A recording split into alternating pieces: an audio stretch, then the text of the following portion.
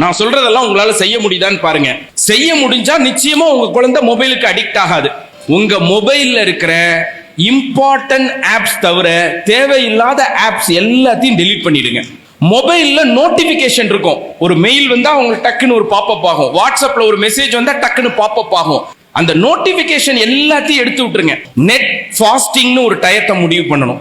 அது என்ன net fasting? Sunday ஆனா என் மொபைல்ல நான் நெட்டை ஆன் பண்ண மாட்டேன்.